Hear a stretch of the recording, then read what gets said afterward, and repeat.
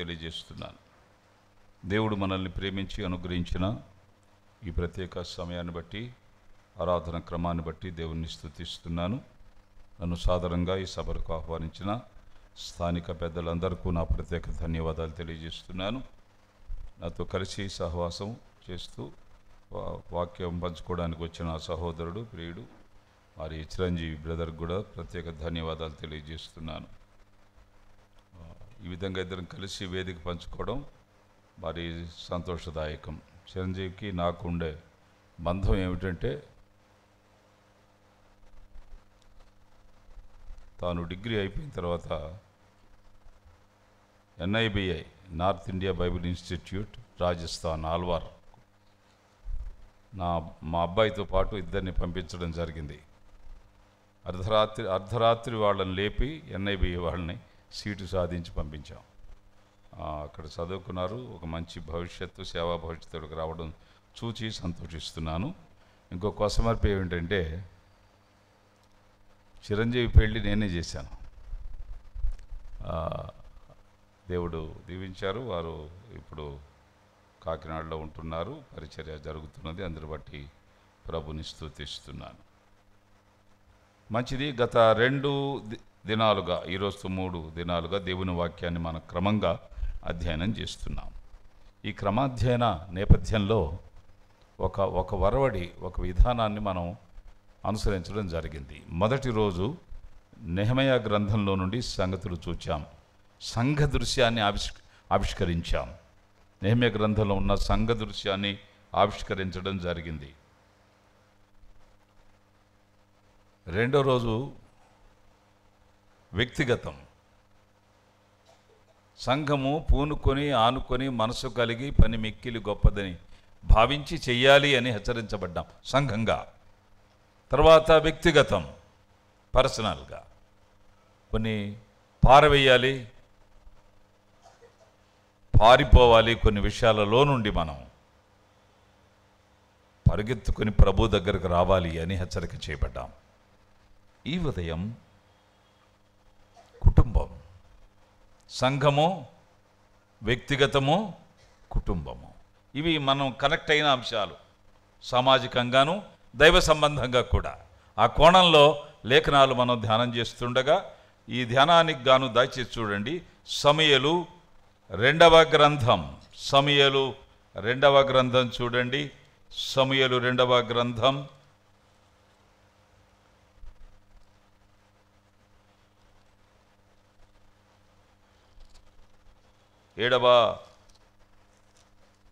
2వ గ్రంథం 7వ అధ్యాయం చూద్దాం. సమూయేలు 2వ గ్రంథం 7వ అధ్యాయం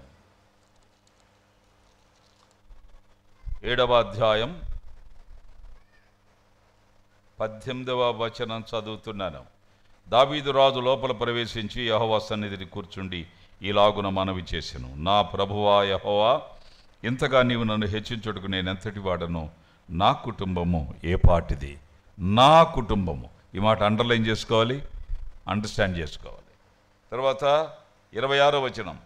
సైన్యముగా యెహోవా ఇశ్రాయేలుకు దేవుడై ఉన్నాడను మాట చేత నీ నామమునకు శాశ్వత మహిమ కలుగునట్లును నీ దాసుడనైన నా కుటుంబము నీ సన్నిధిని స్థిరపరచబడినట్లును నీవు సెలవిచ్చిన మాట నెరవేర్చుము. నా కుటుంబము అనే మాట మీరు అండర్లైన్ చేసుకోండి. 29వ వచనం చూడండి. దయచేసి నీ దాసుడునైన నా కుటుంబము నిత్యము నీ సన్నిధి ఉండినట్లుగా దాన్ని ఆశీర్వదించుము. యెహోవా నా ప్రభువా, నీవు సెలవిచ్చి ఉన్నావు, నీ ఆశీర్వాదమునుంది నా కుటుంబము నిత్యము ఆశీర్వదింపబడును గాక. ఈ 4 వచనాలలో 7వ అధ్యాయం సమూయేలు 2వ గ్రంథం 18వ వచనం, 26వ వచనం, 29వ వచనం, ఈ 3 వచనాలలో 4 సార్లు నా కుటుంబము, నా కుటుంబము, నా కుటుంబము అని ప్రస్తావించబడింది. కనుక మన కుటుంబాలు దేవుడు ప్రస్తావిస్తున్నాడు. అవంటే అడ్రస్ యువర్ ఫ్యామిలీస్ అని ఆ ప్రభు అంటున్నాడు. మన కుటుంబాన్ని దేవుడు పలకరించాలని, మన కుటుంబంతో ఆయన మాట్లాడాలని, మన కుటుంబంతో ఆయన ఉండాలని, మన కుటుంబంతో కలిసి ఒక స్నాప్ తీసుకోవాలని ప్రభు ఆశపడుతున్నాడు. ఇద్దామా ఒక మంచి స్నాపు? అలాగైతే చిన్న ప్రార్థన చేద్దాం. ప్రేమగల తండ్రి, కృపగల దేవా, మీకు వందనాలు. నేను ప్రేమించి మాకు అనుగ్రహించిన ఈ ప్రత్యేక సమయాన్ని బట్టి ఉన్నారు. చదవబడిన లేఖన భాగాలను దీవించండి. ధ్యానం చేస్తుండగా మీ సహాయం మాకు అనుగ్రహించండి. మీరే మాట్లాడి మహిమ, ఘనత, ప్రభావం పొందమని యేసు నామంలో ప్రార్థించి వేడుకుంటున్నాం తండ్రి. ఆమేన్. ప్రియమైన సహోదరి సహోదరులరా, మనకున్న తర్వాత కార్యక్రమాలు కూడా ఉన్నాయి కాబట్టి చాలా వేగంగా వాక్యాన్ని మీరు వినడానికి ప్రయత్నించాలి. వేగంగా చెప్పడానికి నేను ప్రయత్నం చేస్తున్నాను. సమయాన్ని చాలా చాకచక్యంగా వాడుకోవడానికి చేస్తున్న ప్రయత్నంలో భాగంగా ఈ పని చేస్తున్నాను. చూడండి, మనం చదువుకున్న వాక్య భాగంలో సమూయేలు 2వ గ్రంథం 7:19, 18వ వచనం, సమూయేలు 2వ గ్రంథం 7:26, సమూయేలు 2వ గ్రంథం 7:29. ఈ 3 వచనాలు 4 సార్లు కుటుంబము అనే మాట ప్రస్తావించబడ్డం మనం చూస్తున్నాం. నా కుటుంబం, మై ఫ్యామిలీ. రాజు అయిన దావీదు చేసిన ఒక ప్రార్థన ఇది. రాజ ప్రార్థన ఎలా ఉండాలి? రాజ్యాన్ని గురించి ఉండాలి. రాజ ప్రార్థన ఎలా ఉండాలి? రాజ్య క్షేమాన్ని గురించి ఉండాలి. రాజ ప్రార్థన ఎలా ఉండాలి? కత్తి, సింహాసనం, రక్తపాతం, విజయం, యుద్ధం ఇలాంటివి ఉండాలి. కానీ రాజు ఇవన్నీ చేయడంలా. రాజ్యాన్ని గురించి ప్రార్థన చేయడం లేదు, సింహాసనాన్ని గురించి ప్రార్థన చేయడం లేదు, కత్తి అలాగే మరి రాజ్య విస్తరణ ఇలాంటివి గురించి ప్రార్థన చేయడం లేదు. నా కుటుంబము మీ సన్నిధిలో ఉండునట్లుగా నన్ను ఆశీర్వదించండి. నా ఆశీర్వాదం మీరు ఇచ్చేది ఏమిటంటే, నేను నా పిల్లలు మీ కుటుంబంలో ఉంటే చాలు. ఎంత గొప్ప ప్రార్థన ప్రియులరా! ఎలాంటి వైఖరి ప్రియులరా! నా కుటుంబం నా రాజ్యానికి దక్కడం కంటే నీకు దక్కాలి అనే ప్రార్థన చేస్తున్నాడు రాజైన దావీదు. ఇదొక ప్రార్థనా విప్లవం అని చెప్పాలి. తనలోని వైవిధ్యపు ఆలోచనలు ప్రియులారా, నా కుటుంబం దేవునికి దక్కకుండా ఎవరికి దక్కకూడదు అనే భావం అన్నమాట. సంఘము అంటే కుటుంబాల సమీకరణ, కుటుంబాల సమాహారం. సంఘము అంటే అనేక కుటుంబాలు కలిసి సంఘంగా కూడుకుంటాం. కుటుంబాలు ఒక చోట చేరడం అది సామాన్యమైన సంగతి కాదు. సామాన్యమైన సంగతి కాదు. కుటుంబాలు ఒక చోట చేరితే ఏమవుతాయో తెలుసా? చూపిస్తాను. ఇదే సమూయేలు 2వ గ్రంథం, దయచేసి చూడండి, 3వ అధ్యాయం 1వ వచనం. సమూయేలు 2వ గ్రంథం 3వ అధ్యాయం 1వ వచనం. సౌలు కుటుంబములకును దావీదు కుటుంబీకులకును బహుకాలము యుద్ధము జరుగుగా. ఇదండి కుటుంబాలు ఒకచోట చేరితే పరిస్థితులు ఎలా ఉంటాయి.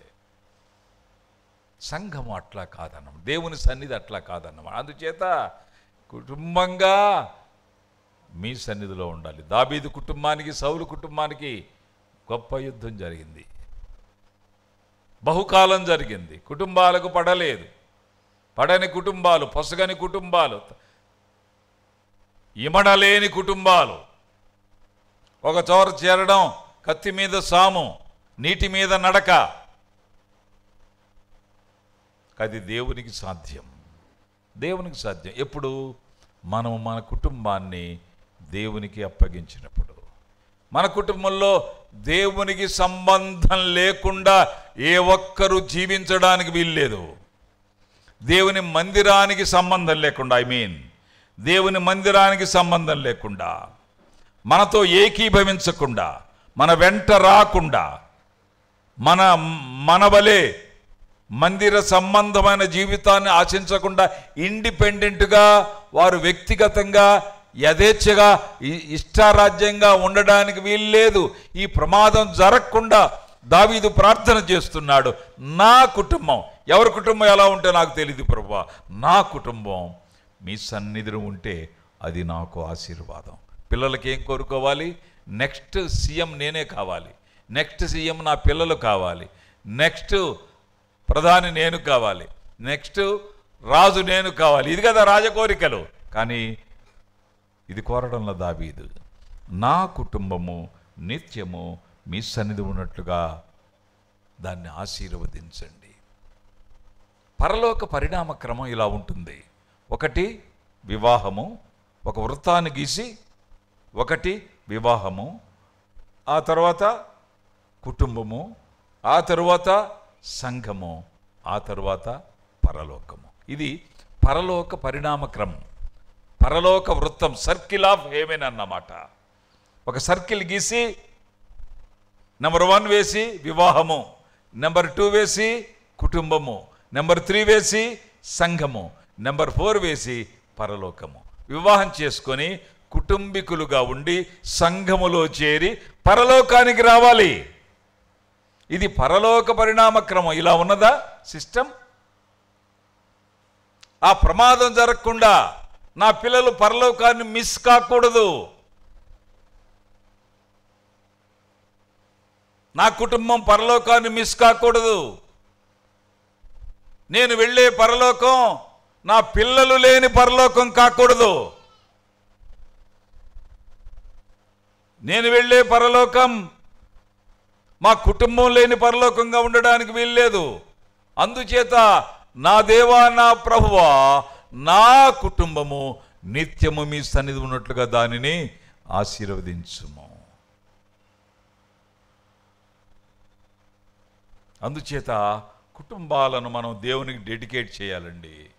we are subjected to dedicate our families unto the Lord.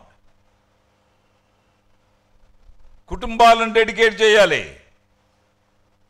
కుటుంబాలను దేవునికి అర్పించాలి, మన పిల్లలను దేవుని దగ్గరికి తేవాలి. దేవుని దగ్గరికి రాని వాళ్ళు వేరే చోట ఉంటారన్నమాట. దేవుడు లేని చోట ఉంటారు, దేవుడు ఉండని చోట ఉంటారు, మనముండని చోట ఉంటారు. ఆ తర్వాత పడే ఇబ్బందులు అంతా ఇంత కాదు. చెప్పుకోలేక, భరించలేక బాధపడ్డం తప్ప ఏమీ చేయలేము. అందుచేత సొల్యూషన్ ఇక్కడ దావీదిస్తున్నాడు. నాకు కుటుంబం ఉందయ్యా, నా సొల్యూషన్ ఏమిటంటే నా కుటుంబానికి నేను దేవునికి ప్రార్థన చేశాను. నా ప్రభువా, నా దేవా, నా కుటుంబము నిత్యము మీ సన్నిధి ఉన్నట్లుగా దాన్ని ఆశీర్వదించుము.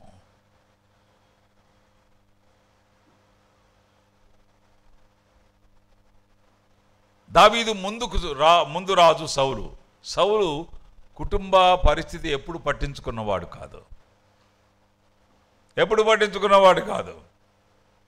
వ్యక్తిగతంగా మంచివాడే, చాలా మంచివాడు, ప్రవర్తనలో చాలా మంచివాడండి. ఆడవాళ్ల ప్రస్తావన ఎప్పుడు తేలేదు. ప్రపంచంలో స్త్రీలు ఉంటారా అన్నట్టుగా బతికాడు. చాలా మంచివాడు. అయితే కుటుంబాన్ని పట్టించుకున్నవాడు కాదు, అయితే దేవుణ్ణి పట్టించుకున్నవాడు కాదు. దేవుణ్ణి పట్టించుకొనని వాడు కుటుంబాన్ని కూడా పట్టించుకోడు. దేవుణ్ణి పట్టించుకోని వాడు కుటుంబాన్ని కూడా పట్టించుకోడు. అందుచేత దావీదు ఏమయ్యాడో చూడండి. 7వ అధ్యాయం సమూయేలు 2వ గ్రంథం 15వ వచనం చూడు బాబు. 15 నిన్ను స్థాపించుటకై నేను కొట్టివేసిన సౌలునకు నా కృప దూరమైనట్లు అతనికి నా కృప దూరము చేయను. దావీదు గురించిన వాగ్దానం. సౌలుకి ఏమైంది? సౌలు దేవుని కృపకు దూరమైన వాడు. మంచివాడే కానీ దేవుని కృపకు దూరమైన వాడు. బుద్ధిమంతుడే కానీ దేవుని కృపకు దూరమైన వాడు. నెమ్మదస్తుడే కానీ దేవుని కృపకు దూరమైన వాడు. స్త్రీకాంక్ష లేనివాడే, నిగ్రహ శక్తి ఉన్నవాడే కానీ దేవుని కృపకు దూరమైన వాడు. అందగాడే దేవుని కృపకు దూరమైన వాడు. అజానుబాహుడే దేవుని కృపకు దూరమైన వాడు. మొదటి రాజే దేవుని కృపకు దూరమైన వాడు. ఇన్ని క్వాలిఫికేషన్స్ ఉండి దేవుని కృపకు దూరం అయితే ఇంత బతికి డాష్ డాష్ డాష్ డాష్ పూర్తి చేయండి. దావీదు సౌలు అలాగే చచ్చాడు, ఇంటి వెనకే చచ్చాడు. దావీదు ముందు రాజు సౌలు దేవుని కృపకు దూరమైన వాడు, కుటుంబాన్ని పట్టించుకున్నవాడు కాదు. ఎక్కడ మెన్షన్ చేయలేదండి, దేవుని గురించి కూడా ఎక్కడ మెన్షన్ చేయలేదు.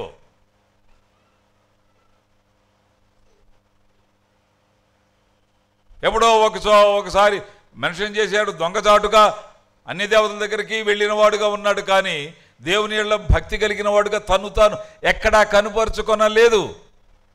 సౌలు తరువాత రాజు, నా ప్రభువా, నా దేవా, నా కుటుంబము నిత్యము మీ సన్నిధి ఉన్నట్లుగా దాన్ని ఆశీర్వదించండి. కుటుంబం, నీ కుటుంబం అక్క అన్న దేవునికి దక్కాలి.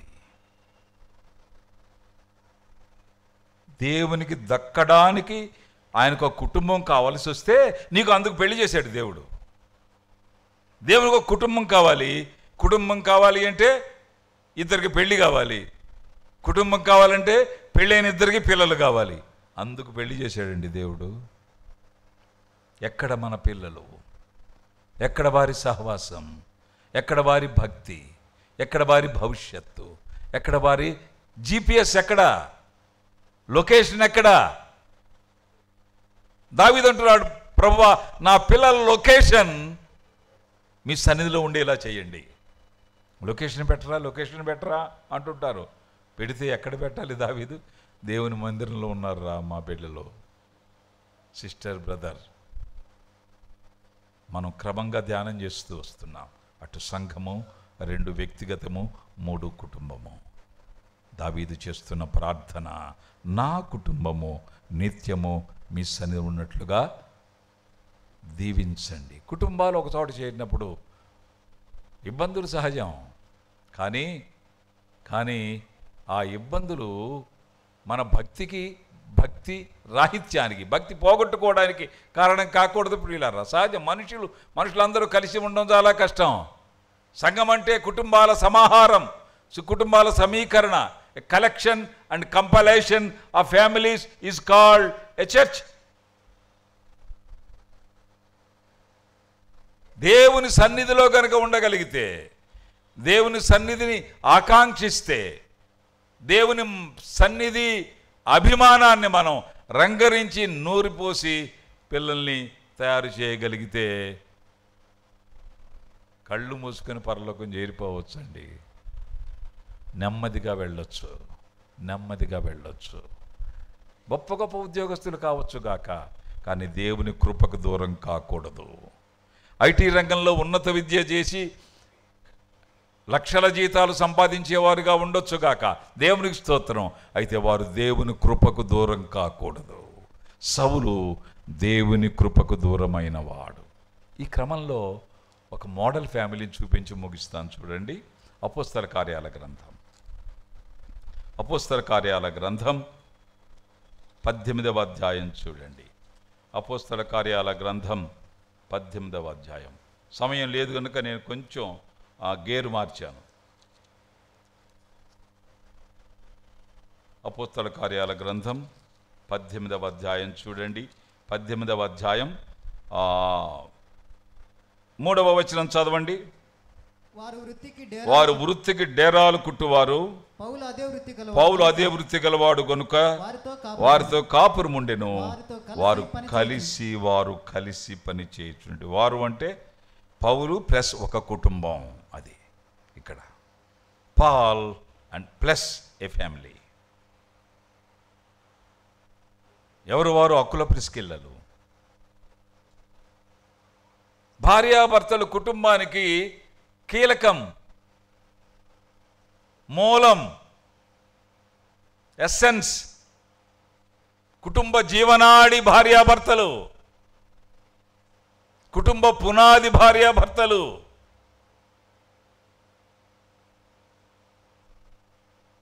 కుటుంబానికి ప్రారంభం వాళ్లే కదా. ఇక్కడ పౌలు పరిచర్య చేస్తున్న 3వ దండయాత్రలో నేను మీకు చెప్పాను. మొదటి దండయాత్రలో వారిద్దరు వెళ్ళారు, బర్నబా తాను. 2వ దండయాత్రలో పౌలు శీలను తీసుకొని, పౌలు జాన్ మార్కును తీసుకొని, అలాగే బర్నబా, జాన్ మార్క్, పౌలు, శీల వాళ్ళు బయలుదేరి వెళ్ళారు. 3వ దండయాత్రలో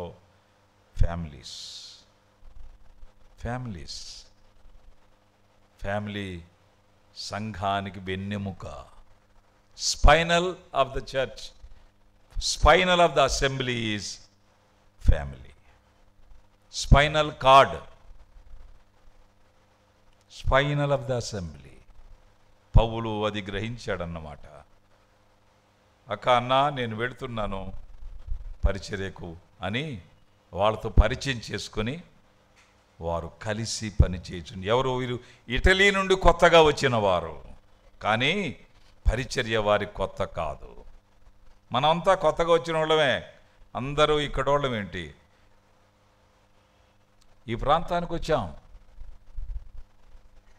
ఈ ప్రాంతంలో దేవుని కొరకు వచ్చాం, ఉద్యోగం కొరకు కాదు అని గ్రహించాలి. ఉద్యోగం సెకండరీ. బతకాలి కాబట్టి ఉద్యోగాలు చేయాలి, బతకాలి కాబట్టి చదువుకోవాలి, బతకాలి కాబట్టి ఊడిగం చేయాలి, బతకాలి కాబట్టి రకరకాల పనులు వ్యాపారాలు చేయాలి. ప్రాథమిక సంగతి ఏమిటంటే దేవుడు తన బహుళార్థమైన ఉద్దేశంతో మనల్ని ఊళ్ళు దాటించి, పల్లెలు దాటించి, పట్టణాలు దాటించి, ప్రాంతాలు దాటించి, రాష్ట్రాలు దాటించి ఇక్కడ వేశాడండి. దాని పేరేమిటి చెప్పండి? బెంగుళూరు. గతానికి ఇప్పటికీ ఉన్న తేడా ఏంటంటే నేను గమనించింది, నేను గతంలో వచ్చినప్పుడు ఇప్పటికి తేడా ఏంటో తెలుసా? బెంగళూరు స్పెల్లింగ్ మారింది అంతే, అంతా మామూలే. ఇప్పుడు బెంగళూరు అన్నారు, ఇప్పుడు బెంగుళూరు అంటున్నారు. ఆ స్పెల్లింగ్ తప్ప అంతా మామూలుగానే ఉంది. ఇక్కడికి ఎందుకు వచ్చామంటే బృహత్తర ఉద్దేశం, ఉద్యోగాన్ని మనం అనుకుంటున్నాం, కానీ దేవుని ఉద్యోగం, దైవోద్యోగం అనాలి, దైవోద్యోగం. అందుకు దేవుడు తెచ్చాడు. నీ చదువు దేవుని కోసం, తెలుసా సంగతి నీకు? నీ ఉద్యోగం దేవుని కోసం, తెలుసా సంగతి నీకు? నువ్వు కట్టుకున్న బట్టలు దేవుని కొరకు, తెలుసా సంగతి నీకు? నీ జేబులో ఉన్న డబ్బులు దేవుని కొరకు, తెలుసా అందుకు నీకు? నీ బ్యాంకులో బ్యాలెన్స్ దేవుని కొరకు, తెలుసా సంగతి నీకు? నీకున్న విజ్ఞత, వివేకం, విచక్షణ, ఇవన్నీ ఐక్యూ ఎందుకో తెలుసా? దేవుని కొరకు. కానప్పుడు దేవుడు ఎవడో కొందరికి అది తెలియదు కనుక ఇష్టారాజ్యంగా జీవిస్తున్నారు. అది తెలుసుకున్న మనం అలా జీవించడానికి అవకాశం లేదు. ప్రభువా, ఇది నీది, నా ఉద్యోగం నీది, నా చదువు నీది, నా కుటుంబం నీది, నాకున్నదంతా నీది ప్రభువా. నా కుటుంబము నిత్యము నీ సన్నిధిని ఉండునట్లుగా దానిని ఆశీర్వదించుము. ఈ స్పృహ మనం కలిగి ఉండాలండి. ఈ స్పృహ మనం కలిగి ఉండాలి. ఈ కసి మనం కలిగి ఉండాలి. ప్యాషన్ అంటాం. ప్యాషన్ అంటే పిఎస్ఎస్ అయిపోయాం. ప్యాషన్ అంటే తెలుగులో కసి అని అర్థం. దేవుని పరిచర్య పక్షంగా కసి కలిగి ఉండాలి. కసి తీరా పని చేయాలి. దావీదు రాజ్యం అతనికి అల్పమండి. దావీదుకు రాజ్యం అల్పం. నా కుటుంబము నిత్యము నీ సన్నిధిలో, నీ సన్నిధిలో. వాడిని అక్కడ పడేయండి ప్రభా మీ మందిరంలో, చాలు, నేను చచ్చిపోతాయిక అని చెప్పినట్టే. నా పిల్లలు మీ మందిరంలో కనపడేలా చేయండి ప్రభా, తర్వాత నా ప్రాణం తీసుకోండి, నేను బతికడం కూడా వ్యర్థమేక. నా పిల్లలు మీకు దక్కితే చాలు నాయన అనేంత ప్రార్థన ఇది ప్రియులరా. అందుచేత కుటుంబ శక్తిని ఎరిగిన పౌలు అకుల ప్రిస్కిల్లలను తన వెంట తీసుకుని వెళుతున్నాడు. అకుల ప్రిస్కిల్లలు వాళ్ళు ఓడ ఎక్కి సిరియాకు బయలుదేరారండి. కంక్రేయకు వెళ్ళారు, ఎఫెసుకు వెళ్ళారు, కైసరేకు వెళ్ళారు, యెరూషలేముకు వెళ్ళారు, అంత్యోకుకు వెళ్ళారు, గలతీయ ప్రాంతాలకు వెళ్ళారు, పురుగేకి వెళ్ళారు, పాఫుకు వెళ్ళారు, పంపులియకు వెళ్ళారు. వాళ్ళతో ప్రిస్కిల్ల కూడా ఉంది. పరిచర్య ప్లస్ ప్రిస్కిల్ల, ప్రయాణం ప్లస్ ప్రిస్కిల్ల, సేవ ప్లస్ ప్రిస్కిల్ల. నువ్వెందుకమ్మా మాతో అన్నా? అందుకంటావేంటన్నా? నేను మీ బట్టలు దుక్కుతానన్నా, వంట చేస్తానన్నా, ప్రార్థన చేస్తానన్నా, అక్కడ స్త్రీలతో మాట్లాడతానన్నా, నన్ను కూడా చేయనివ్వండి అన్నా. మేము వాడెక్కి వెళుతున్నామన్నా. ఏమన్నా నన్ను వాడెక్కనివ్వరా? ఇక ఎందుకయ్యా అకుల, తీసుకొచ్చే. ఒక కుటుంబ శక్తిని ఎరిగిన వాడు పౌలు. వారు కలిసి పనిచేశారు. రెండవది చూడండి, కలిసి పనిచేశారు. 18వ వచనం చూద్దాం. 18వ అధ్యాయం 18వ వచనం. పౌలు ఇంకను బహుదినములు అక్కడ ఉండిన తరువాత సెలవు పుచ్చుకొని మొక్కుబడి ఉన్నందున కత్తిరించుకొని ఓడ ఎక్కి సిరియకు బయలుదేరను. చాలండి. ప్రిస్కిల్లా అకుల అనువారు అతనితో కూడా వెళ్ళిరి. 1:18-3 కలిసి పని చేశారు. ఫ్యామిలీ ఆ మాట మీరు మర్చిపోకూడదు. కలిసి పని చేశారు. 18 కలిసి ప్రయాణం చేశారు. The travel together. అడవుల్లో ఉండేవాళ్ళు ఆడవాళ్ళని ఎందుకు తీసుకుంటారు అనుకుంటున్నారు? వాళ్ళ ధైర్యమే వేరండి. పరిచర్యలో వాళ్ళ సహకారం వేరు. ఎందుకు ఆడవాళ్ళని అపాయింట్ చేసుకుంటున్నారు? వాళ్ళు సమ్మక్కలని, సారక్కలని, మణెక్కలని, జయక్కలని ఎందుకు తీసుకున్నారు తెలుసా? వాళ్ళు ఇచ్చే జోష్ వేరు, వాళ్ళు ఉండేటువంటి శక్తి వేరు. కుటుంబం ఇతరులు గ్రహించారు ఆ శక్తిని. ఆధునిక సంఘ విశ్వాసి, ఆధునిక సంఘాలు గుర్తించలేకపోయాయి. అందుచేత కీర్తనకారుడైన దావీదు, దాని నుండి బెర్షెబా వరకు రాజ్యపాలన చేసిన దావీదు అంటున్నాడు, నా కుటుంబము నిత్యము మీ సన్నిధిలో ఉండునట్లుగా దీవించండి అయ్యా, దీవించండి. వాడు మీ సన్నిధిలో ఉంటే దీవెనా, అంతే చాలు నాకు. అందుచేత ఒక కుటుంబాన్ని ఎన్నుకున్నాడు. వాళ్ళు ఎలా చేశారు? 1 కలిసి పని చేశారు. వాళ్ళు ఎలా చేశారు? కలిసి ప్రయాణం చేశారు. They travel together. ప్రయాణం, దేవుని సన్నిధి అనే అంశం దగ్గర ప్రయాణం అనే మాటను లేక దూరం అనే మాటను కొలవడానికి వీల్లేదు. అది వెర్రితనం. అంతకంటే వెర్రితనం మరొకటి ఉండదు. అంత దూరం అన్నా అనే మాట చెడ్డ మాట, అంతే. మందిరం అంత దూరం అన్నా అనే మాట చెడ్డ మాట. మందిరం నీ పక్కనే ఉంది, నువ్వు వెళ్ళలేకపోతున్నావు, దూరం సిగ్గుపడాలి. Distance should be feel shameful. దూరం సిగ్గుపడాలి. మన బళ్ళు సిగ్గుపడాలి, మన కార్లు సిగ్గుపడాలి, మన కాళ్ళు సిగ్గుపడాలి, మన పొరుగువారు సిగ్గుపడాలి. ఇంత దూరమైన రెగ్యులర్గా వెళ్తారన్నా, ఏం పిచ్చి వాళ్ళకి మందిరం అంటే, సంఘం అంటే. వారు కలిసి ప్రయాణం చేశారు. బైబిల్ మనకు బోధిస్తుందండి, బైబిల్ మనం హెచ్చరిస్తుంది. అందుచేత కుటుంబం ప్రధానం. నా ప్రభువా, నా దేవా, నా కుటుంబము నిత్యము మీ సన్నిధి ఉన్నట్లుగా దాన్ని ఆశీర్వదించండి. కుటుంబాన్ని ఎన్నుకున్నాడు. కీలెరిగి వాత పెట్టినట్టు కదా పౌలు ఒక కుటుంబాన్ని ఎన్నుకున్నాడు. ఎన్నుకుని వాళ్ళని ఎలా పరిచర్యలో తీసుకున్నాడు? 1 వారు కలిసి పని చేశారు, కలిసి ప్రయాణం చేశారు. 26వ వచనం చూడండి. 26వ వచనం. ప్రిస్కిల్లా అకులయు విని అతన్ని చేర్చుకొని దేవుని మార్గము మరి పూర్తిగా వారి అతనికి విశదపరచిరి. తరువాత అతడు అక్కయ్యకు పోదలిచినప్పుడు అతన్ని చేర్చుకొని వాళ్ళని సహోదరులు ప్రోత్సాహపరచు అక్కడ శిష్యులకు వ్రాసిరి. ప్రిస్కిల్లా అకుల విని అతన్ని చేర్చుకొని దేవుని మార్గం అని పూర్తిగా అతనికి విశదపరిచారు. ఎవరు అతను? ఎవరండి? ఎవరో మనబోటోళ్ళు కాదు. అపోల్లో అనే విద్వాంసుడు.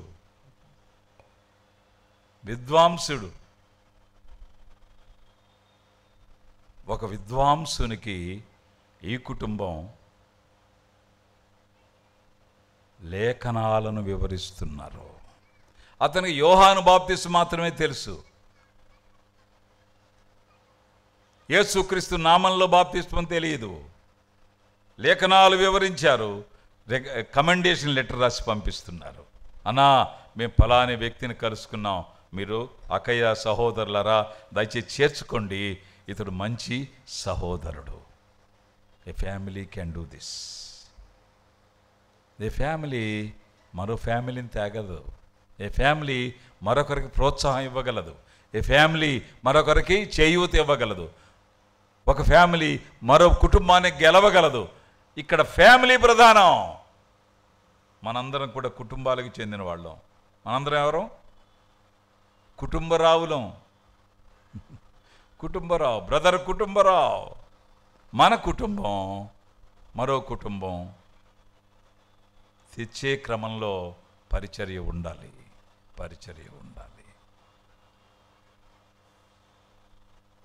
వేసిన చోట ఉందే గొంగళి అన్నట్టు కాకుండా, గొర్రెతోక బెత్తిడి అన్నట్టు కాకుండా, మనలో ఆత్మ సంబంధమైన వికాసం రావాలి. ప్రియులారా, కుటుంబాలను సంపాదించాలి,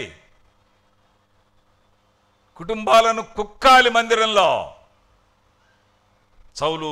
పౌలు ఆ సూత్రం ఎరిగాడండి, ఎరిగినవాడు. అందుచేత అకుల ప్రిస్కిలను చూచి ముచ్చటపడ్డాడు. వీళ్ళు గనక నాతో ఉంటే నా సేవ అద్భుతాలు జరుగుతాయి, సేవా పరిచర్య జరుగుతుందని వాళ్ళని వెంట పెట్టుకున్నాడు. చెప్పండి ఇప్పుడు. ఒకటి, వారు కలిసి అంటాను, మీరు తర్వాత మాట మీరు అనాలి. కలిసి వెళ్ళిపోదాం అంటారా?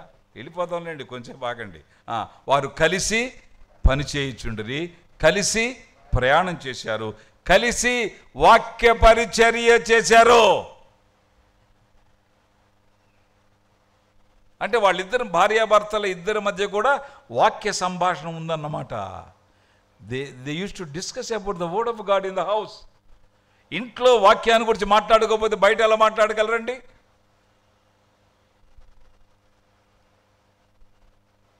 ఇంట్లో ఎక్కువ సంభాషణ ప్రభు గురించి కనుక ఉండగలిగితే బయట కూడా ఉంటుందన్నమాట. అందుచేత ఇక్కడ మనం చూస్తున్నాం, విద్వాంసుని ఎదుర్కొన్నారండి. విద్వాంసుడు మౌనంగా వాళ్ళు చెప్పేది వింటూ ఉన్నాడు అన్నమాట. నేను ప్రొఫెసర్నమ్మా, నేను విద్వాంసుణ్ణి, పిహెచ్డి చేశాను నేను అని తాను భావించడానికి అవకాశం లేకపోయింది. వీళ్ళు చెప్పే మాటలు చాలా చాలా కొత్తగా ఉన్నాయి నాకు అని భావించకపోతే మౌనంగా వింటాడా? ఏ ఫ్యామిలీ, ఏ మోడల్ ఫ్యామిలీ. అంచేత దావీదు అన్న మాట ఎంత వాస్తవం అండి. నా కుటుంబము నిత్యము మీ సన్నిధి ఉన్నట్టుగా దాన్ని ఆశీర్వదించము. అది పాత నిబంధనలో దావీదు అన్నాడు, నూతన నిబంధనలో పౌలు దాని శక్తిని బయట పెడుతున్నాడు. ఫ్యామిలీని పట్టుకొని ఏం చేశాడు? వారు కలిసి పని చేసేలా చేశాడు, కలిసి ప్రయాణం చేసేలా చేశాడు, కలిసి వాక్య పరిచర్య చేసేలా చేశాడు. అంతేనా? చూడండి, రోమీయులకు రాసిన పత్రిక చూద్దాం. ఆఖరి అధ్యాయం, పౌలు రోమీయులకు రాసిన పత్రిక ఆఖరి అధ్యాయం చూడండి. ఆఖరి అధ్యాయం 3-4 వచనాలు, 16వ అధ్యాయం 3-4 వచనాలు. క్రీస్తు యేసునందు నా జత పనివారై ప్రిస్కిల్లకును అకులకును నా వందనములు చెప్పుడి. వారు నా ప్రాణము కొరకు తమ ప్రాణములను ఇచ్చుటకైనను తెగించిరి, మరియు వారి ఇంట ఉన్న సంఘమునకును వందనములు చెప్పుడి. వీళ్ళు కొత్తగా ఇటలీ నుండి వచ్చి సంఘాన్ని కూడా స్థాపించారు. ఇంటిలో సంఘం ఏర్పడింది, కుటుంబాలను సంపాదించారంటే దిస్ మీన్స్ కుటుంబాలను సంపాదించారు. కుటుంబాలను సంపాదించాలి. గొర్రెను కనాలి, కాపరి కాదు. కాపరి మేపుతాడు, గొర్రెను కనాలి. కుటుంబాలను సంపాదించారు. ఈ అంటున్నాడు పౌలు, ప్రిస్కిల్లకు అకులకు నా వందనాలు చెప్పండి. వారు నా ప్రాణము కొరకు తమ ప్రాణములు ఇచ్చుటకైనను తెగించిరి. అంటే ఎంత ఎక్స్ట్రీమ్కి వచ్చారు వీళ్ళు. నెక్స్ట్ లెవెల్ ఇది, అల్టిమేట్ ఇది, ఫైనల్ ఇది. ఎక్కడికి వచ్చారంటే ప్రాణత్యాగం అన్నంత స్థితికి వచ్చారు. పౌలు పక్షంగా ప్రాణత్యాగం చేసేంతగా ఏం జరిగింది? పౌలు ప్రయాణాలలో చాలా ఇబ్బందులు పడ్డాడు. 1 తక్కువ 30-40 దెబ్బలు 2 సార్లు తిన్నాడు. అరణ్యంలో ఆపదలో ఉన్నాడు, నదుల్లో ఆపదలో ఉన్నాడు, సముద్రంలో ఆపదలో ఉన్నాడు, బంధువుల వల్ల ఆపదల్లో ఉన్నాడు, కపట సహోదరులను ఆపదల్లో ఉన్నాడు, పట్టణాల్లో ఆపదల్లో ఉన్నాడు. ఇలాగ ఆపదలు అనుభవించిన నేపథ్యం ఉంది. ఓడ పగిలి ఆపద, ఇలా అనుకుందాం, ఓడ బద్దలైంది, తల కూడా బద్దలైంది, ఒడ్డుకొచ్చి పడ్డాడు, స్పృహ లేదు, ఆసుపత్రిలో చేర్చారు, గవర్నమెంట్ హాస్పిటల్ కావచ్చు అనుకుందాం. ఎవరో తెలియలేదు, అడ్రస్ తెలియడం లేదు, పేపర్లో ఫోటో వేశారు. ఈ ఫోటో కలిగిన వ్యక్తి సముద్ర తీరంలో ఒడ్డున పడున్నాడు, రక్తం అంతా పోయింది, ఇతను కొర ప్రాణంతో ఉన్నాడు, రక్తం ఇచ్చేవాళ్ళు ఎవరైనా ఉంటే ముందుకు రావచ్చు అని వీళ్ళు చూచున్నారు. అరే పౌలన్న ఫోటోనే ఇది. పరిగెత్తుకుంటూ భార్యాభర్తలు వచ్చారనుకోండి, ఎవరు మీరమ్మా, ఎవరు మీరు? డాక్టర్ అడుగుతారు, అన్న మన్న డాక్టర్ గారు, మా అన్న పౌలన్న, మా అన్న. రక్తం లేదు, రక్తం ఇవ్వకపోతే చచ్చిపోతాడు. నా రక్తం తీసుకోండి. ప్రిస్కిల్లా అంటుంటే అక్కుల, నువ్వు ఆగమ్మా, నేను ఇస్తాను. కాదండి, నా రక్తం తీసుకోండి, నా రక్తం తీసుకోండి. ఈ పోటీలో తన రక్తం ఇచ్చేటట్టున్నాడు డాక్టర్. ఆఖరికి ప్రాణమునకు తెగించినంటే ఏ త్యాగం చేశారో తెలీదు. సేవలో ప్రాణాలు అలసిపోతాయి, ప్రాణాలు నొచ్చుకుంటాయి, ప్రాణాలు ఇబ్బందికి గురవుతాయి. అర్ధరాత్రి రావాల్సి వస్తుంది, అపరాత్రి రావాల్సి వస్తుంది, ఆకలి బాధ అనుభవించవలసి వస్తుంది. పరిచర్యలో కుటుంబాలు ఈ దోవలో నడవాలండి. అన్నా రాత్రి కూట ఉంది, వస్తావా అన్నాడు ఒక ఆయన. ఎక్కడన్నా? అమ్మో అక్కడన్నా, అంత దూరమా? అందరూ వస్తున్నారన్నా. అమ్మో ఎన్ని గంటలకు వస్తారన్నా? ఇప్పుడు రావాలంటే ఈ డీటెయిల్స్ ఇవ్వాలి వీళ్ళకి. ఎన్ని గంటలకు వస్తారన్నా? అమ్మో 11 అవుద్దా? రాలేనన్నా. ఏమన్నా? అక్క ఊరుకోదన్నా. ఒరే అక్క ఊరుకోదంట, ఇంకా నేను అక్క కొట్టుద్దన్లా.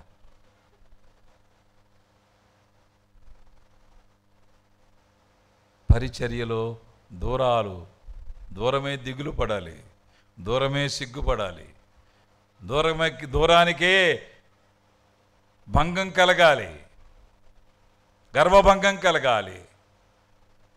దూరాలు మన తీరాలవుతాయి. పరిచర్యలో రంజుగా ఉంటుంది ప్రియులారా. అందుకు ఆదర్శం ఒక కుటుంబం. పౌలు ఒక కుటుంబాన్ని ఎన్నుకున్నాడు. ఆ కుటుంబం మామూలు కుటుంబం కాదండి, నెక్స్ట్ లెవెల్ ఫ్యామిలీ. అంతే, నెక్స్ట్ లెవెల్ ఫ్యామిలీ. అందుచేత దేవుడు మనకు పెళ్లి చేసినందుకు ఆయన సంతృప్తి పడాలంటే మనము మన పిల్లలతో మందిరములో కనపడాలి. ఎంతకాలం? మన పిల్లలు ఉన్నంతకాలం. ఎంతకాలం? మనం మన పిల్లలతో ఉన్నంతకాలం.